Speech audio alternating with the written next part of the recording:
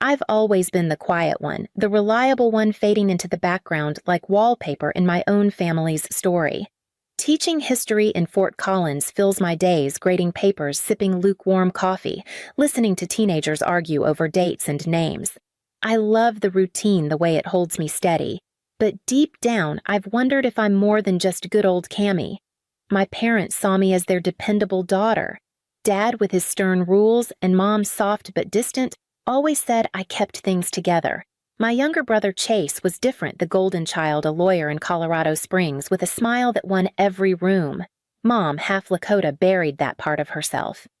"It's just history, Cammy," she'd say, her voice closing off like a locked door. I never pressed her, afraid to stir up something raw. I spent my life smoothing edges, keeping peace, even when my heart felt like a tangled knot. At 39, I thought I knew who I was: a teacher, a daughter, a peacemaker. But that was before everything changed, before I realized how little I understood about myself, my family, or the legacy they left behind. The phone rang at dawn, shattering my sleep. A police officer's voice, cold and clipped, delivered the news: "Your parents? Car accident. They didn't make it." I sat frozen, the tick of my kitchen clock pounding in my ears. The next days blurred, planning the funeral, signing papers, calling relatives while Chase barely showed. He arrived once in a sharp black suit, offering quick condolences before vanishing. "I'm swamped, Cammy," he texted. I swallowed the hurt and carried on. At the lawyer's office, the air smelled of old paper and wax. I sat across from Chase, his face unreadable as the lawyer's glasses slid down his nose. His voice droned through the will. "The Colorado Springs estate, all personal assets to Chase Halbrook." Chase nodded like it was expected. Then came my part, a cabin in Wyoming, no listed value of family significance, to Camille. A broken-down cabin out in nowhere. I stared at Chase, waiting for something, an explanation, a glance. "Guess Mom and Dad knew you liked quiet spots," he said, his tone light, almost patronizing. Those words cut deep, sharp as a blade. I clutched my crumpled tissue, my chest tight, wondering why my parents thought a crumbling shack was all I deserved. Back in my apartment, the silence was deafening. Eli, my boyfriend, paced the living room, his beer bottle clinking against the coffee table. "They screwed you over, Cammy. Why aren't you fighting this?" His voice was loud, frustrated. I tried to explain. I didn't want a battle, not now. Not with grief choking me. But Eli wouldn't hear it. "You let everyone walk all over you. I need a woman who fights for herself." The door slammed behind him, the sound echoing like a gunshot. I stood alone, staring at a family photo on the shelf. Mom's gentle smile, Dad's stern jaw, Chase's easy grin, and me half hidden in the corner. My whole life, I'd been the one to hold things together, to stay quiet. But now, with Mom and Dad gone, with Chase taking everything, with Eli walking out, I felt like I was unraveling. That cabin in Wyoming, some worthless pile of wood, kept nagging at me. Why did they leave it to me? What family significance could it possibly have? I grabbed my car keys, my hands shaking. Maybe that cabin held answers. Maybe it was time to find out what my parents saw in me, or what they didn't. The drive to Wyoming felt like running away, though I wasn't sure from what chased Eli or the ache in my chest. The highway stretched, endless sagebrush blurring past my window, the hum of my old sedan, the only sound. I gripped the wheel, the key to the cabin dangling from its rusty ring. When I reached the dirt road, dust swirled under my tires, and the cabin came into view, a sagging pile of logs, its roof half-caved windows cloudy with grime. I stepped out, the air sharp with pine and decay. The door creaked, protesting as I pushed it open. Inside, the smell of rotting wood hit me, and every step made the floor groan like it resented my presence. Dust floated in slants of light, settling on a broken chair, a cracked lamp. This was my inheritance. I ran my fingers over a splintered table, feeling more lost than ever. Mom and Dad thought this place was for me, but standing there, I felt like a stranger in their memory. Yet something stirred, a faint pull, like a whisper I couldn't quite hear. I sank onto the floor, my parents' faces flashing in my mind, their voices silent. This cabin was all I had left of them. I had to know why. I started cleaning more to keep my hands busy than anything else. The broom scraped against the floor, stirring up dust that made me cough. I dragged a collapsed bookshelf from the wall, its wood crumbling under my touch. As it shifted, a hollow thud echoed behind it. I froze, heart pounding. I pushed harder and part of the wall gave way, revealing a hidden door, its hinges rusted stiff. With a grunt, I pried it open, the squeal of metal piercing the silence. Inside was a small room, no bigger than a closet, lit by a sliver of light. My breath caught. There, on a wooden shelf, sat a feathered headdress, its eagle plumes soft and proud. Beside it, a drum, its hide taut despite years of neglect. Beaded moccasins pottery etched with spirals, a bundle of sage all untouched like they'd been waiting. In the corner, a leather-bound journal lay half buried in dust. I brushed it clean, the leather cool under my fingers. The name on the cover stopped me cold. Thomas Black Elk, my mother's father. I'd never met him, only heard Mom's vague stories of a man who lived too much in the past. I opened the journal, its pages crackling, and saw words in English mixed with Lakota script. This wasn't just a cabin, it was a secret. I sat by the window, the journal in my lap, as wind whistled through the broken roof. My grandfather's words spilled out steady and clear like he was speaking to me. He wrote of Lakota families forced from their land of sacred objects hidden from government hands. They took our hills, our rivers, he wrote, but not our spirit. One entry hit me hard. To my granddaughter, who I'll never meet, one day you'll feel a hollow where your roots should be. Follow it home. My eyes stung. Mom never spoke of this, not the headdress, not the drum, not her father's fight. I traced the Lakota words, my fingers clumsy, wishing I could read them. The drum seemed to hum faintly, or maybe it was my imagination. I thought of Mom, how she'd turn away when I asked about her heritage.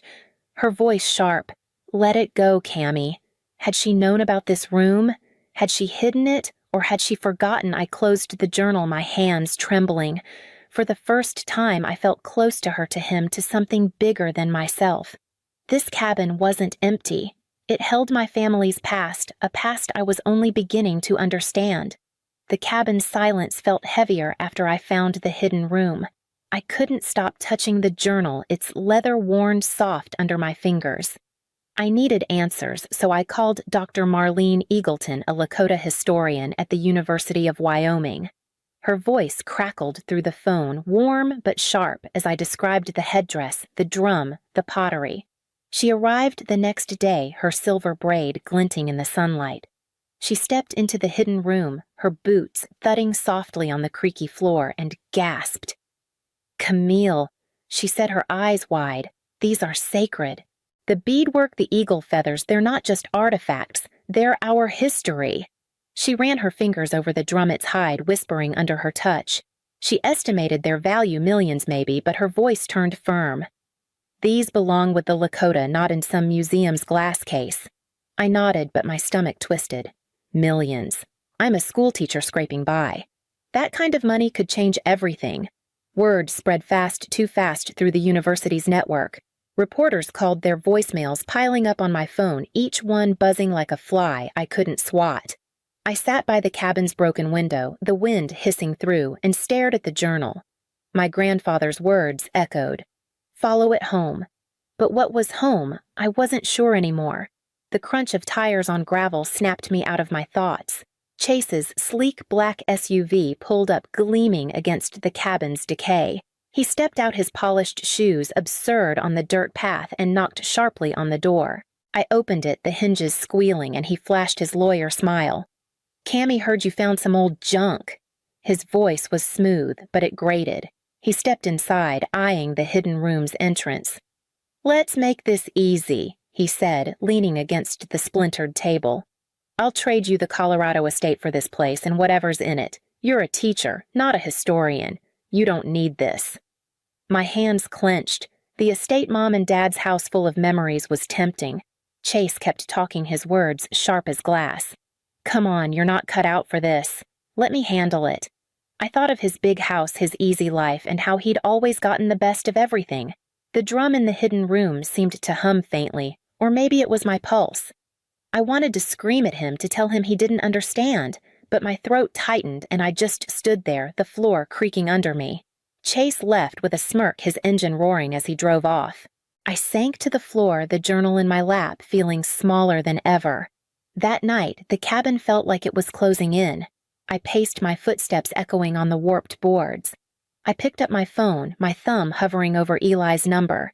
Maybe he was right. Maybe I was too weak to fight for myself. I dialed, his voice rough when he answered. "Cammy, you okay?" I mumbled about the artifacts, the money, the cabin. He softened, hinting we could start over if I sold it all.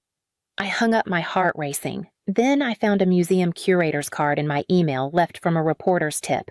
I held it, the paper crisp, promising a life without debt, without struggle. I could sell the headdress, the drum, walk away.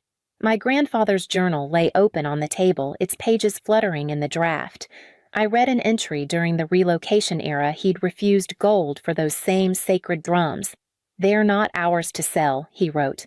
"They're our soul." My hands shook. I lit a match, the flame hissing, and watched the curator's card burn, its edges curling black. The smoke stung my eyes, but I felt lighter. I called Dr. Marlene instead, my voice steady for the first time. "I want to protect this," I said, "not profit from it." The cabin's silence felt different now, like it was listening, approving. After I burned that curator's card, the cabin felt alive, like it was breathing with me. I sat with Dr. Marlene under the sagging porch, the air thick with sage she'd brought. Her boots scuffed the dirt as she listened to my idea, turning the cabin into a Lakota cultural retreat center, a place for language classes, beadwork, healing stories. "It's bold," she said, her silver braid catching the light, "but it's right." We drove to meet elders Rose-White Deer and Thomas Redhawk at a community hall, its walls humming with voices. Rose, her hands gnarled like tree roots, took mine, her eyes deep and kind. "This is what your grandfather wanted," she said, nodding at the journal I carried. Thomas, his voice low, offered to teach drum making. Their trust made my chest ache, like I was finally part of something bigger. Back at the cabin, I sketched plans by lantern light, the wick hissing softly. I saw kids learning Lakota words, elders sharing stories, the headdress safe, not sold.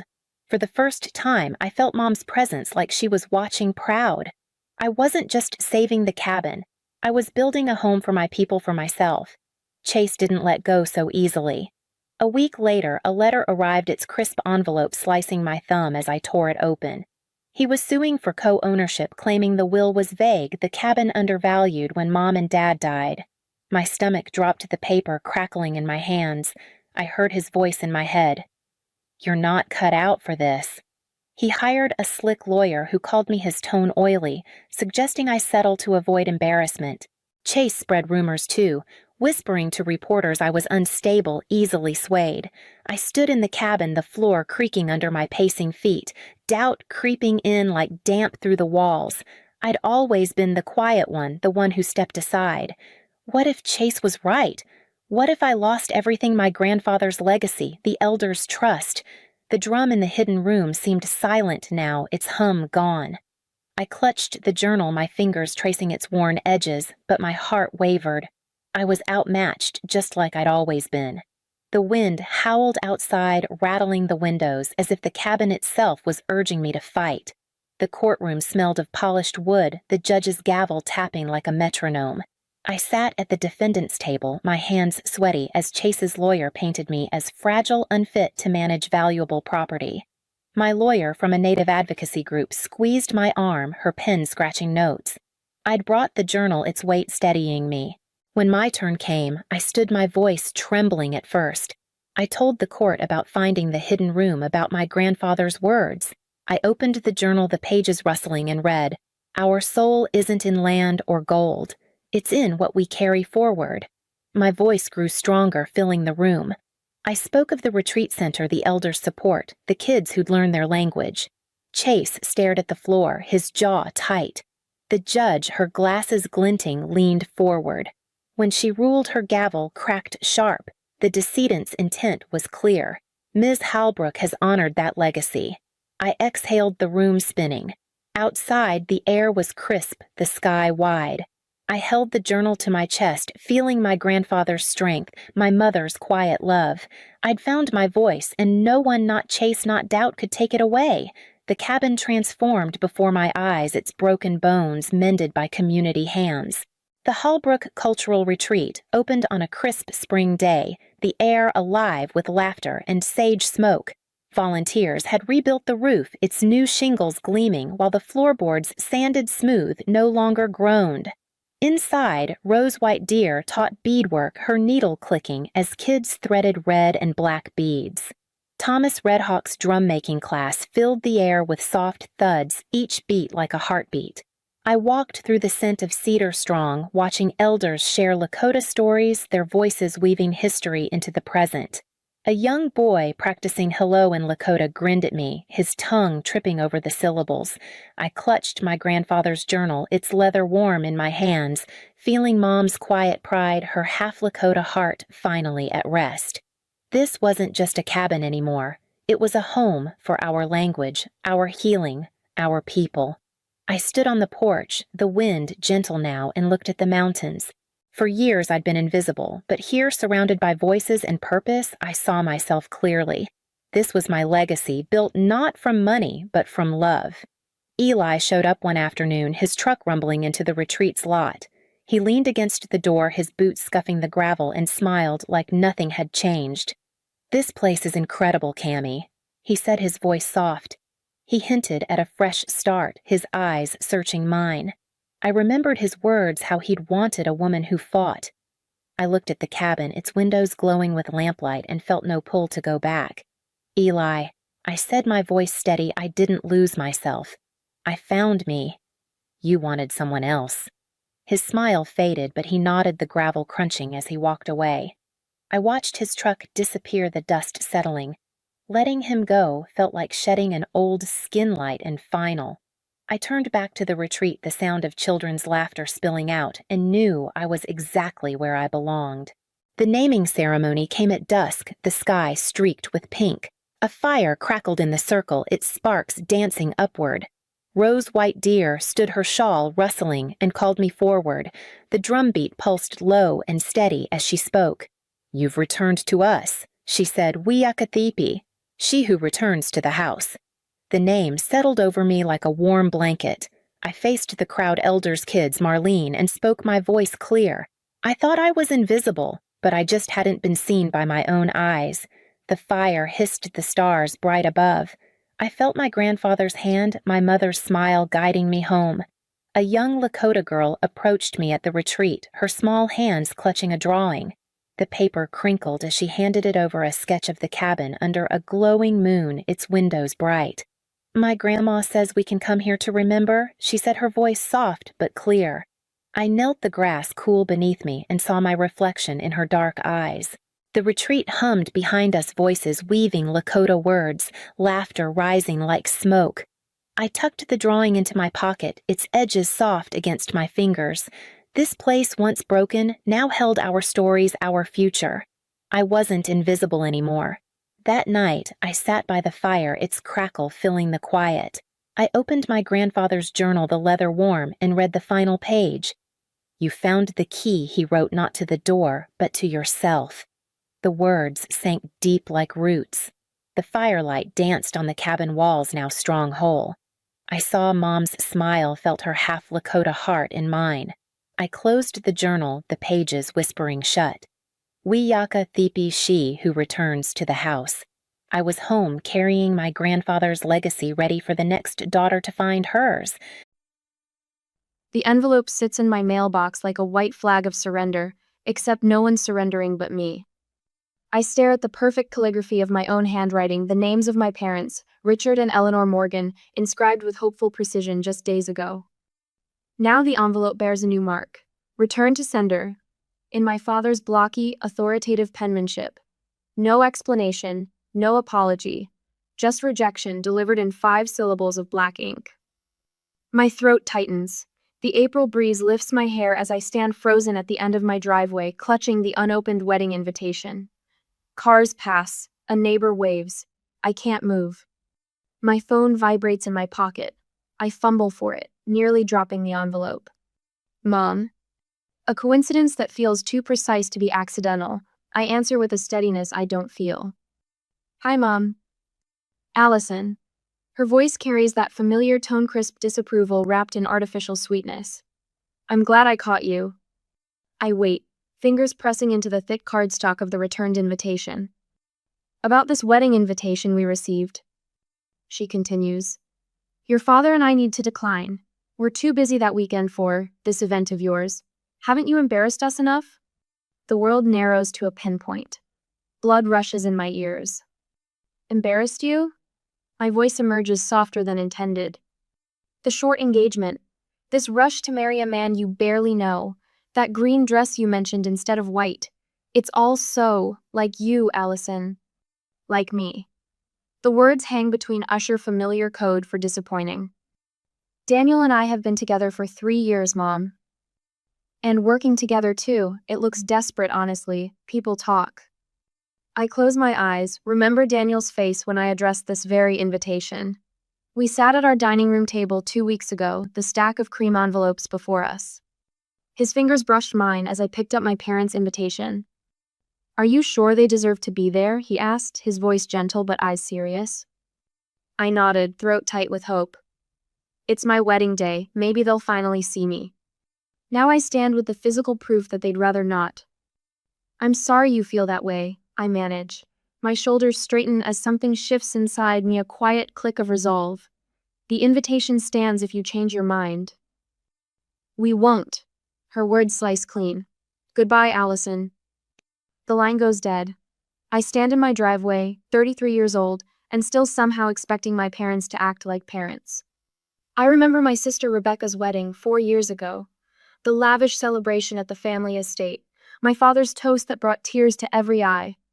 My mother fussing over every detail of Rebecca's dress. That same weekend, I'd closed my first major investment deal, turning a failing property into a profitable acquisition. I mentioned it once at dinner. My father changed the subject. My mother looked through me. The memory fuels my steps as I walk back to my house, not with slumped shoulders, but with purpose. 3 days later, I sit in my office at Bennett Financial, sunlight streaming through floor-to-ceiling windows that overlook Manhattan. Financial documents cover my desk, the Reynolds acquisition, a portfolio of mortgages from a small but strategic lender. These are the final properties in the Parkland Mortgage Holdings package, my assistant says, placing another folder on my desk. I flip through address after address, scanning terms, values, conditions. A familiar street name catches my eye. I stop, pulse quickening. The Morgan estate, my childhood home, my parents' mortgage. I stare at the document, at the numbers that represent the foundation of my father's pride. The legal claim to the house where I was raised but never belonged, the home I was now positioned to control. Daniel appears in my doorway, his tall frame silhouetted against the light. Find something interesting, he asks, noticing my expression. I look up, my decision already forming, just reviewing the final acquisitions. His eyes perceptive, kind study my face. He knows me too well to miss the calculation happening behind my calm exterior.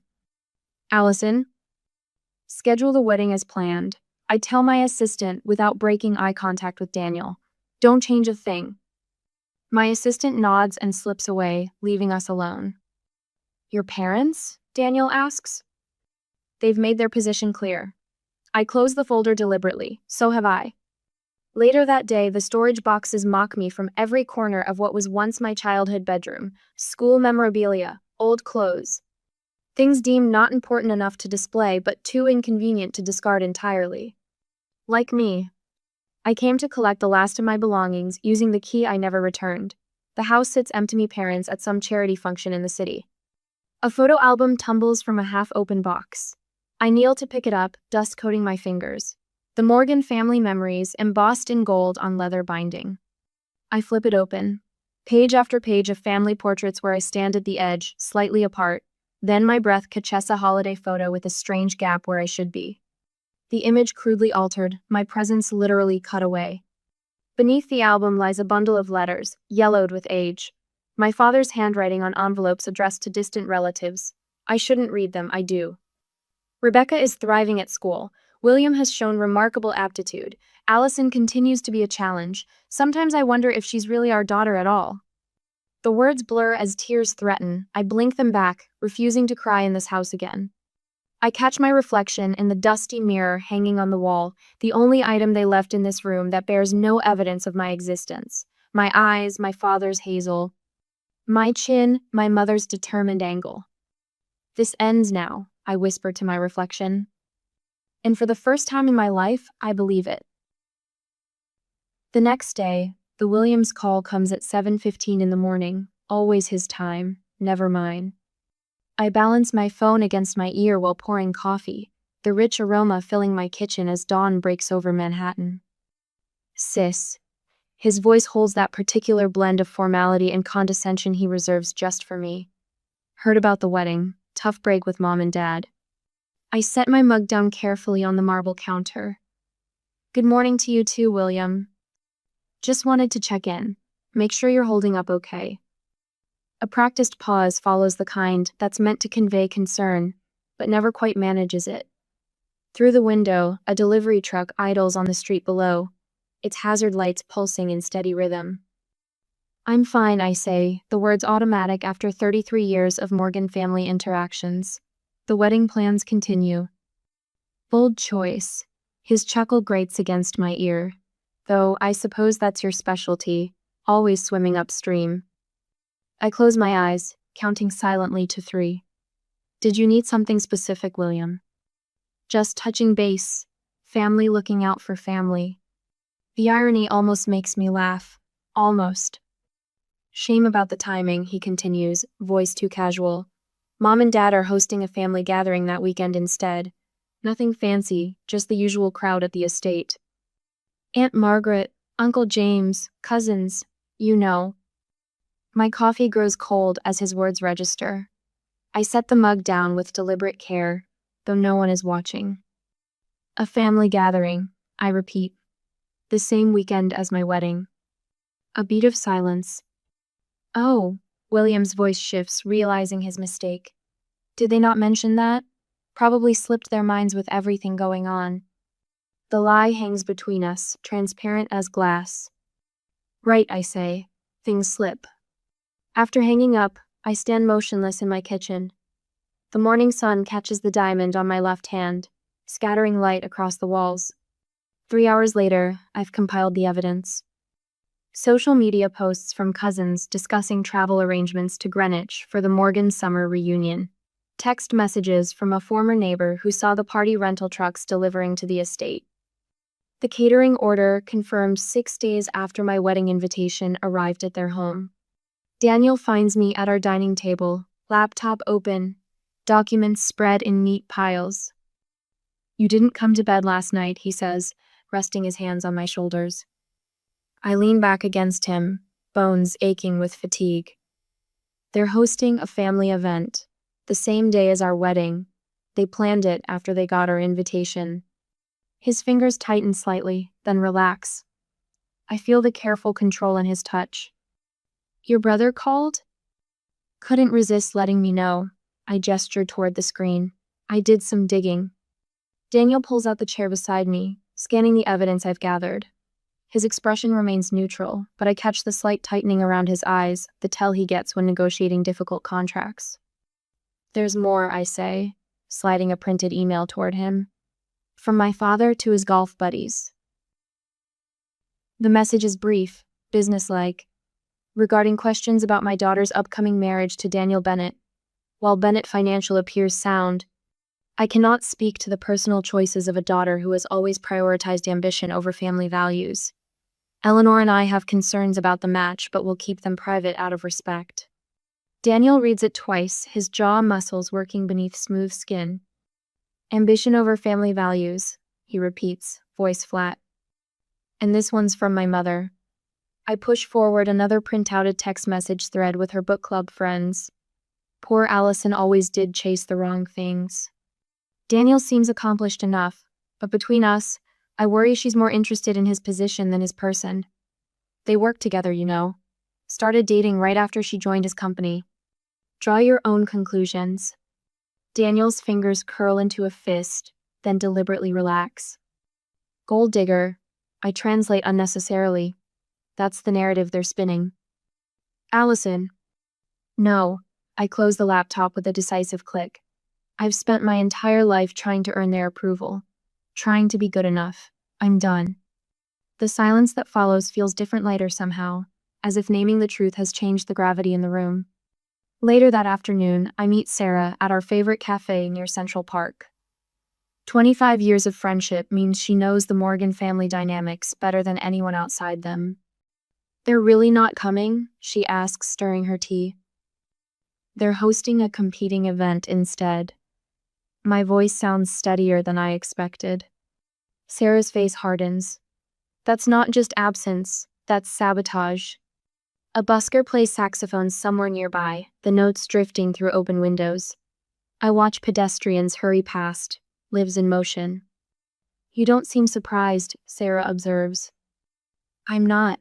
The realization settles like a stone. I think I've always known who they are. I just kept hoping they'd become someone else. Sarah reaches across the table, her hand covering mine. The guest list is done. The venue is perfect. You and Daniel deserve this day. How do I explain their absence to everyone? The question that's been haunting me finally emerges. With dignity, Sarah says simply. The truth without bitterness. My family had a prior commitment. Anyone who knows you will understand what that really means. That night, Daniel sits beside me on our balcony, city lights creating a private constellation around us. He places a small velvet box in my lap. I was saving this for the wedding morning, he says, but I think you need it now. Inside rests a silver locket, elegant in its simplicity. When I open it, I find a photograph of us from our first vacation together, heads bent close, laughing at something now forgotten. Your real family starts here, Daniel says quietly. I close my fingers around the locket, cool metal warming against my skin. I feel like I'm mourning, I admit, voice barely audible above the city sounds below. But how can you mourn people who were never really there for you? Daniel doesn't answer. Instead, he wraps his arm around my shoulders as night settles over Manhattan, and I let myself lean into the presence of someone who chooses to stay. Next week, the Wall Street Journal's Society page stares back at me from my laptop screen. Power couple to Wednesday. Bennett Financial's Daniel Bennett and investment wunderkind Allison Morgan unite fortunes and lives. The headline alone would set my mother's teeth on edge for the publicity, but for the word wunderkind attached to my name instead of Williams. My phone buzzes. Sarah. Your wedding announcement is everywhere, she says without preamble.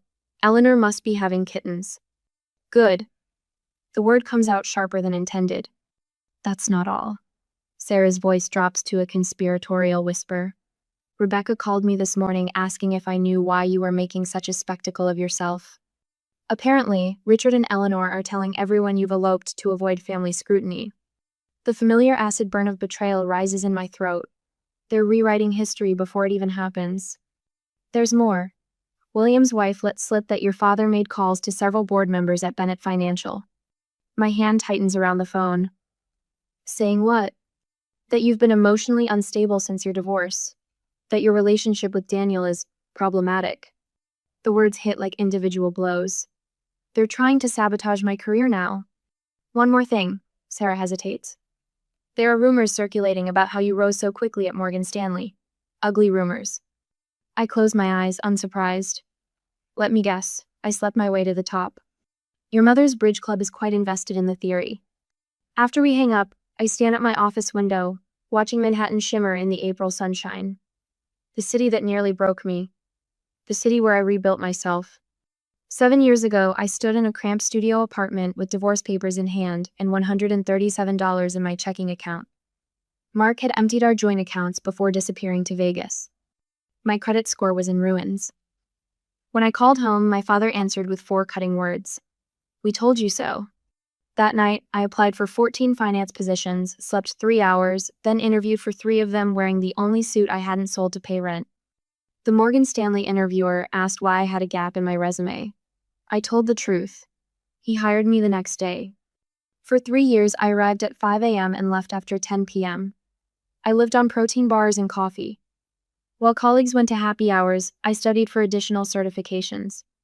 While they took vacations, I volunteered for holiday shifts. I rented a room in a basement apartment in Queens and banked every bonus.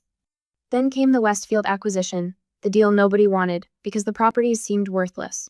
I spent weeks analyzing weather patterns, transportation developments, and demographic shifts. I identified 3 properties that would quadruple in value within 18 months. My supervisor laughed. I persisted. He relented. Those properties financed my first apartment in Manhattan. The memory straightens my spine as I gather my purse. I have a fitting appointment for my wedding dress, emerald green silk that would make Eleanor Morgan's society friends whisper behind their hands. Allison? The voice catches me off guard as I exit the boutique on Madison Avenue an hour later. My mother stands on the sidewalk, Hermes shopping bag dangling from one wrist, surprise evident in her widened eyes. Mother. The word falls between us, neutral and cold. She recovers quickly, glancing at the store behind me, Bergdorf's bridal salon, where wedding dresses start at 5 figures. Her gaze travels over my Louboutin heels, the Cartier watch Daniel gave me for Christmas, the subtle diamond studs in my ears. What are you doing here? The question contains layers of meaning. Final fitting for my wedding dress. I meet her eyes steadily. Green, I hear. Her nose wrinkles slightly. How unconventional. Yes. She steps closer, lowering her voice. Darling, these hasty decisions reflect poorly on the family. This store, she waves dismissively at Bergdorf's. These people. You'll never truly fit in these circles, dear. The comment should sting. Once it would have. Instead, I feel a curious detachment, as if observing our interaction from above. I don't fit in, Mother. I own the building this shop is in. Her perfect composure slips. You what? Bennett Financial acquired the property last year. Excellent investment. The rental income is quite impressive. She blinks rapidly. For once in my life, Eleanor Morgan has no ready response. Enjoy your shopping, I say, stepping past her toward my waiting car. The spring collection is particularly lovely this year. The next week, the pre-wedding celebration at Daniel's penthouse feels more like family than any Morgan gathering I've attended. Colleagues from my early days at Morgan Stanley toast my success. Sarah has assembled photos of our 30-year friendship, deliberately excluding any with my family. Daniel's team has created a financial timeline of my career achievements that makes even me pause in surprise. To the woman who built herself when others tried to tear her down, Daniel says, raising his glass. The room erupts in applause. Later, after the guests have gone, Daniel leads me to his home office. A folder sits on his desk, unmarked but somehow significant in its placement. What's this? I ask. The final paperwork on the Parkland Mortgage Holdings acquisition. My heart stutters. My parents' mortgage. And the estate. All of it. He opens the folder. The board approved the purchase this afternoon. I stare at the documents, at the signatures required on the final line. My signature. With it, I would control not just my parents' mortgage, but the family estate, the physical embodiment of their power and status. Is this revenge or justice? I whisper. Daniel doesn't touch me, doesn't influence, simply stands beside me, a warm, solid presence in the quiet room. It's business, he says finally. The rest is up to you. I think of the photo album with my image cut out, the letters diminishing my existence, the calls to Daniel's board, the rumors about my professional achievements. I pick up the pen. On the wedding day, Manhattan glitters beneath us like scattered diamonds on black velvet. The rooftop garden of the Meridian transforms into our wedding sanctuary, white roses and silver candlelight creating constellations against the twilight sky. I stand near the edge in my emerald green gown, fabric catching the breeze from 60 stories up. Daniel's eyes haven't left me since I appeared at the makeshift aisle formed by our 200 guests.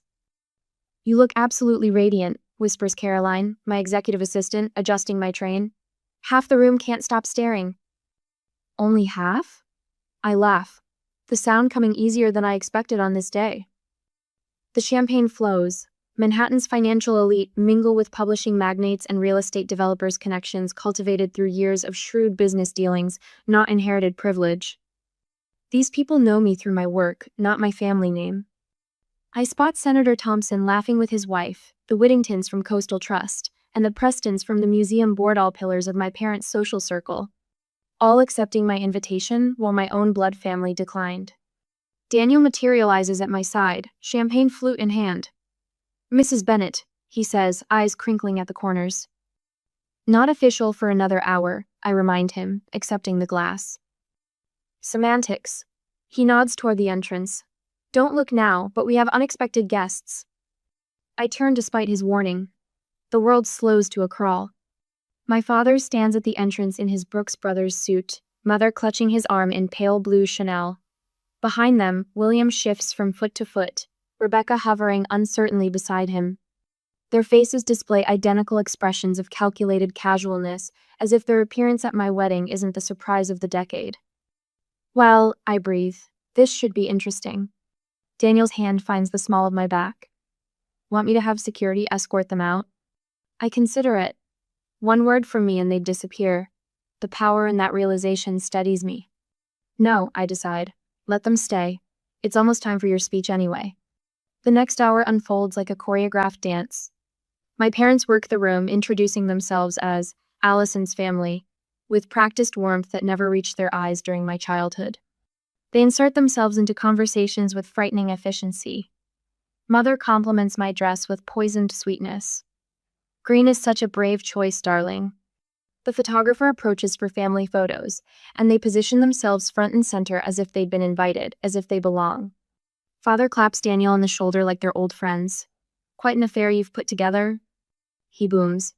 Perhaps a bit excessive for such a small family, but impressive nonetheless. William corners Daniel's business partners, dropping hints about investment opportunities. I watch from across the room as he passes out business cards with the desperation of a drowning man reaching for driftwood. Mother finds me at the bar. "Allison, you might have warned us about the date. We had to rearrange several commitments." "Funny, considering you told me you were too busy to attend," I reply, voice steady. She waves her hand dismissively. "A misunderstanding. Your father and I would never miss our daughter's wedding."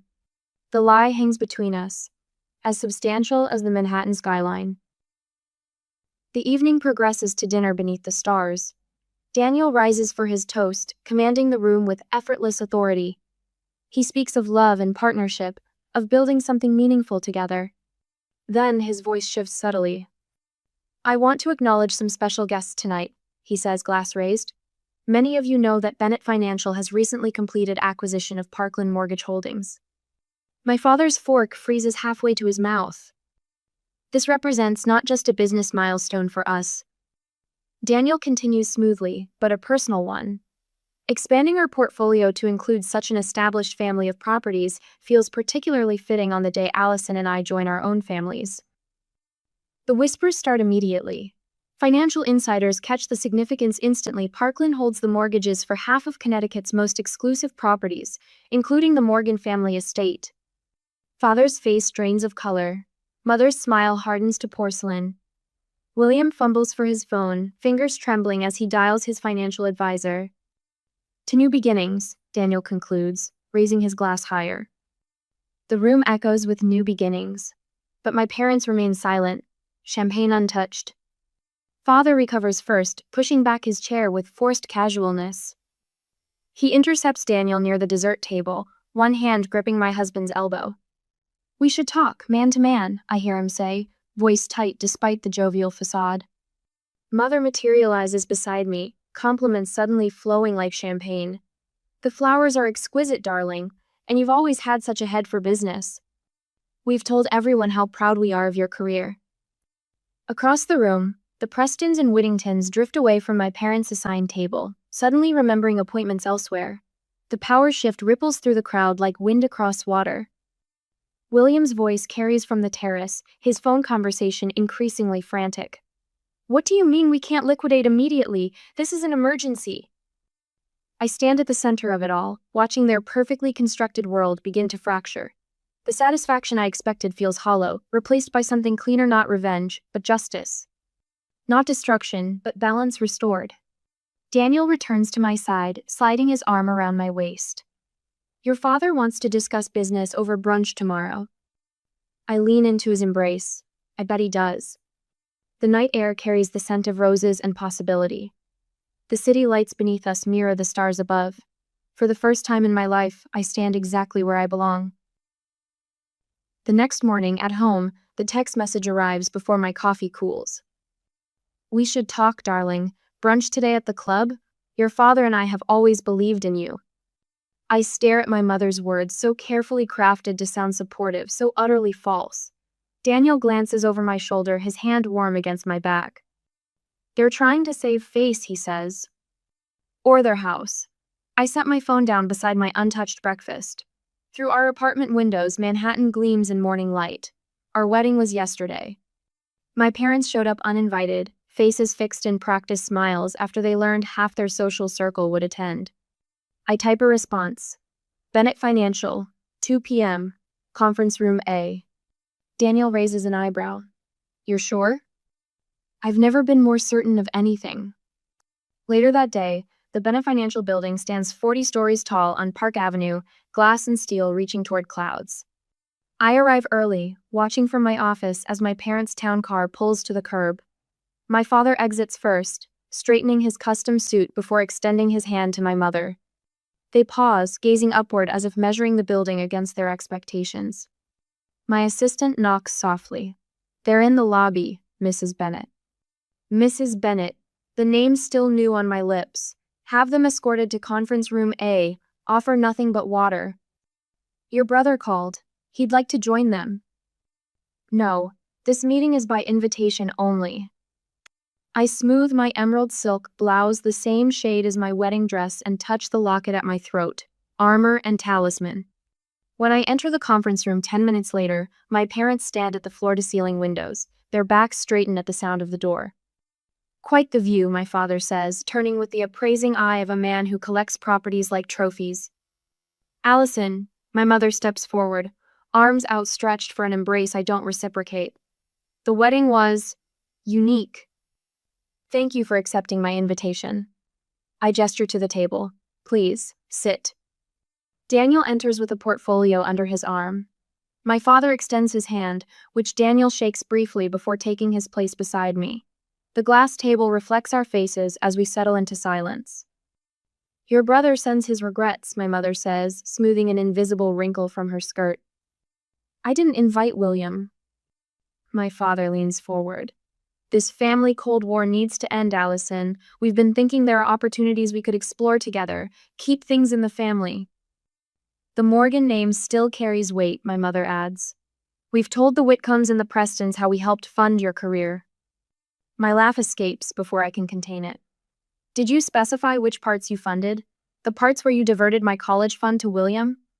Or when you told the Berkshire Group not to hire me because I was emotionally unstable?" Color drains from my mother's face. "That's ancient history." 3 years ago isn't ancient, Mother." Daniel taps a command on his tablet.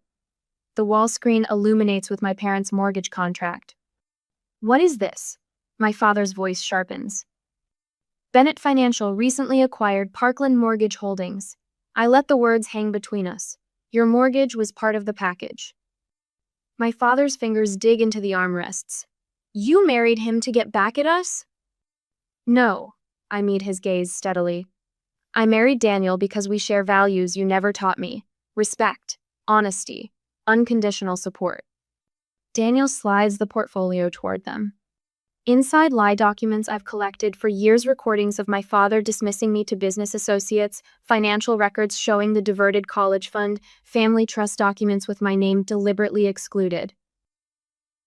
My mother flips through them, tears welling. "What do you want from us? Money? Public apology? The estate?" "Nothing." The word lands between us with perfect clarity. "That's the point. I no longer need anything from you." My father's face reddens. "This is blackmail." "This is business." I tap the screen, advancing to new mortgage terms. "These are the conditions moving forward. Fair market rate, no special treatment. The papers require your signature by Friday. And if we refuse?" His voice carries no real threat, just the hollow echo of a man realizing the power has shifted. "Then standard foreclosure proceedings begin next month." My mother's hand trembles as she reaches for her water glass.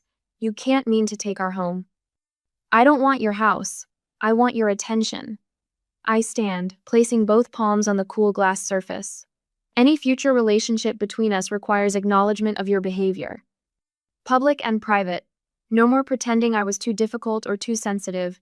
No more family narratives where I'm conveniently erased. My father stares at me, really seeing me perhaps for the first time. His mouth opens, closes, opens again. When did you become so calculated?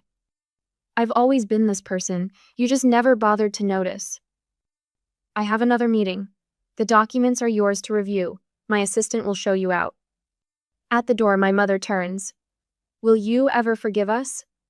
The question catches me off guard. I consider the weight of decades, of birthdays forgotten and achievements dismissed, of family photos where I stand slightly apart. Forgiveness isn't permission to continue hurting me, I say finally. It's recognition that I won't let the hurt define me anymore. The door closes behind them. A minute later, Daniel's hand finds mine. You okay? I nod, surprised to find it's true. The anger that fueled me for so long has burned down to something steadier, more controlled, not gone transformed. They'll sign, I say. I know. Daniel's thumb traces circles on my palm. What happens after? I look out at the city spread before us, buildings catching sunlight like possibilities. I start living on my terms, not theirs. The golden afternoon sun warms my face as I adjust the welcome banner. Bennett Foundation for Family Reconciliation stretches across our backyard in elegant script. 1 year since the wedding, and here we stand not in bitterness, but in purpose. The caterer's just arrived, Daniel says, his hand finding the small of my back. You ready for this? I nod, surveying our modest garden transformed into an event space.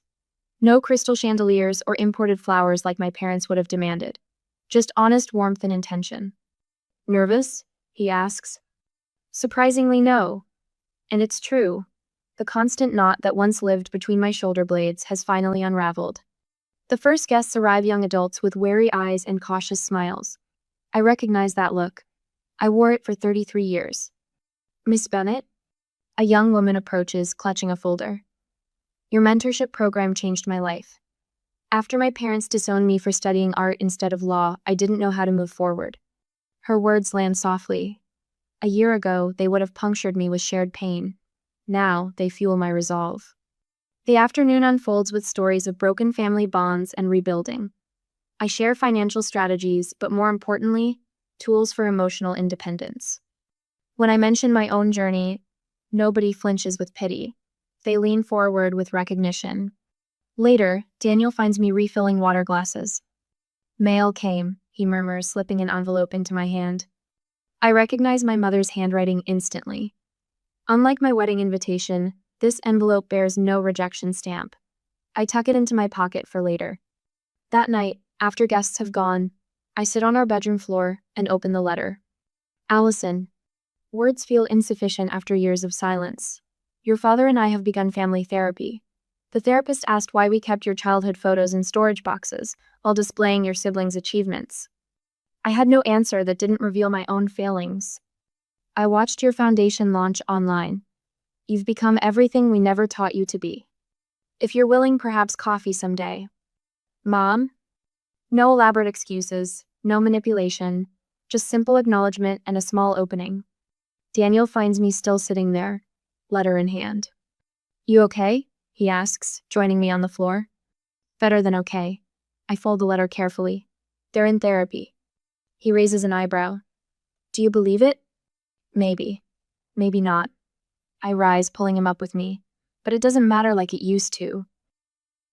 2 weeks later, I stand before 300 women at the Financial Empowerment Conference. The spotlight feels warm as I share my journey from exclusion to independence. Success isn't just about numbers, I tell them. It's about creating a life where external validation becomes unnecessary. Afterward, a woman waits until the crowd thins. My family thinks I'm throwing my life away on a hobby business, she confesses. They won't even discuss it at family gatherings. I recognize her pain, that desperate hunger for approval that can never be satisfied. Your worth isn't determined by those who failed to see it, I tell her. the words rising from somewhere deep and healed. That evening, Daniel finds me on the rooftop garden of Bennett Financial.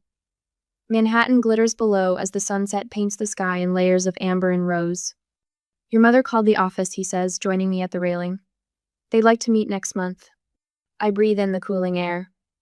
What do you think? Will they ever truly change? He studies my face, searching for signs of the old pain. Maybe. I answer my own question with a serenity that once seemed impossible. But it doesn't matter anymore. I'm not living for their approval. I turn toward the vast open sky. The greatest revenge isn't proving them wrong, it's living so fully that their approval becomes irrelevant.